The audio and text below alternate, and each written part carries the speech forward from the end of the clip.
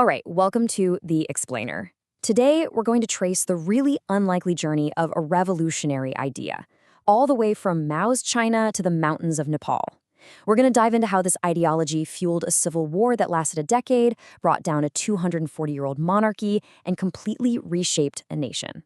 So, for any student of political science, this is a huge question, right? How does an abstract theory, something you read about in a textbook, actually transform a country on the ground? It's one thing to talk about ideologies, but it's another thing entirely to see how they play out in the real world. And we're going to find a really fascinating and frankly complex answer in the mountains of Nepal. Okay, so here's how we're going to break it all down. We'll start with the blueprint of Maoism itself, then we'll look at the specific conditions in Nepal that made it such fertile ground for revolution. From there, we'll walk through the decade-long People's War, analyze its own unique ideological twist, and finally, we'll try to assess its lasting impact. All right, first things first, we have to get a handle on the theory itself. To really understand what went down in Nepal, we have to grasp the core ideas of Maoism that set the whole stage for revolution. And this right here is the key difference. See, traditional Marxism focused on industrial workers, the proletariat, as the engine of revolution. But Mao, looking at a mostly agricultural country like China, he made a major pivot. He argued that the real revolutionary power wasn't in the cities, it was with the massive, often exploited, rural peasantry. And you can see here, this was a total strategic flip.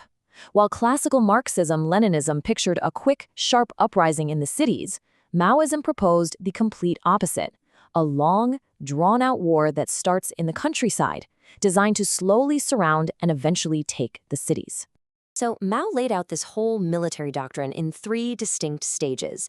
You can almost think of it like a grand strategy game. Stage 1 is the defensive. You go to the countryside, you organize, and you just try to survive. Stage 2 is the stalemate. You set up liberated base areas and start expanding your control. And finally, Stage 3, the offensive. You use all that rural power to surround the cities and go for the final victory. Okay, so that's the theory. But here's the really crucial question. Why did this specific ideology, designed for a huge country like China, take such powerful root in a small Himalayan nation like Nepal?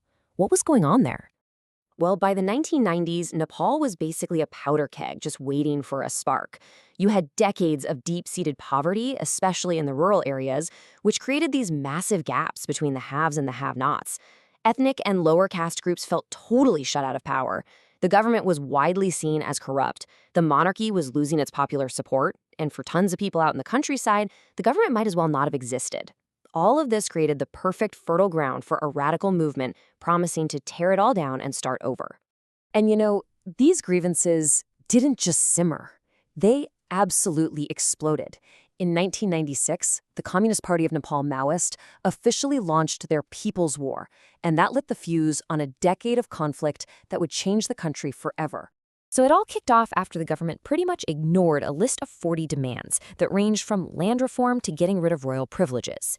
A really key turning point was the Royal Palace Massacre in 2001, which just shattered the monarchy's stability.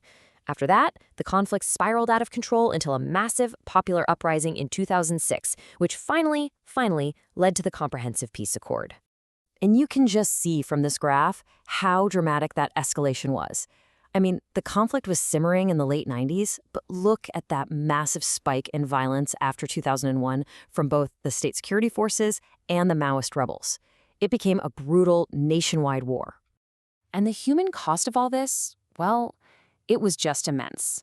The numbers vary a bit depending on the source, but it's estimated that somewhere around 17,000 people were killed. Hundreds of thousands more were forced to flee their homes during that decade of fighting. Okay, now this is where the story gets really fascinating, especially from a political science perspective. The Nepalese Maoists didn't just blindly copy and paste Mao's playbook. They looked at their own situation and they adapted the ideology to fit Nepal's unique reality. So they came up with their own spin, which they called Prachanda Path, named after their leader. And it was really born from a super pragmatic realization. Nepal is not China. As a small landlocked country, they knew that any long-term conflict would inevitably pull in their giant neighbor India. So a purely military victory, they saw it as basically impossible. And you can see the difference in thinking so clearly here. Instead of aiming for total military victory, the goal of Prachandapatha was to use the armed struggle as leverage for political negotiation. And instead of demanding a one-party state right away, they focused on a much more achievable first step, a federal democratic republic. It was this unique fusion of rural war and urban political action.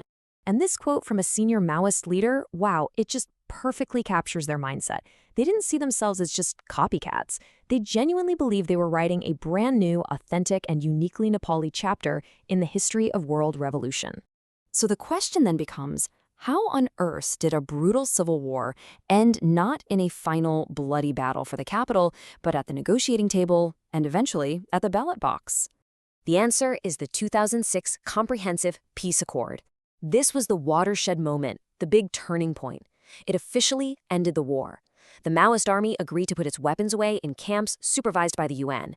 And in return, the rebels got to become a legitimate political party. The king was stripped of his power, and the entire country started on the long road to writing a new constitution. All right, so let's zoom out. Years after the war, what is the actual legacy? What did this bloody, decade-long revolution really achieve? And what did it leave unfinished? Well, the legacy is, to put it mildly, pretty complicated.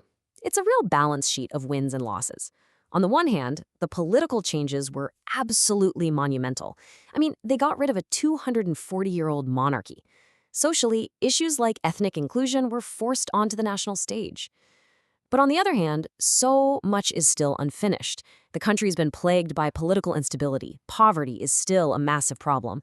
And the huge issue of transitional justice, dealing with the human rights violations from the war, that's largely been kicked down the road.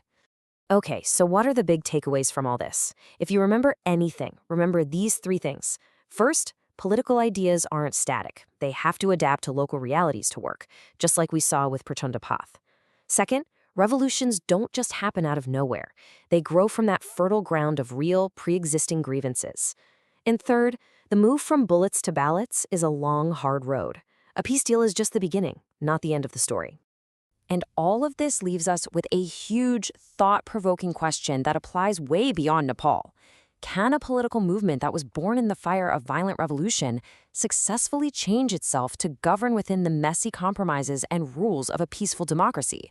That is a question that the people of Nepal and political scientists everywhere are still grappling with today.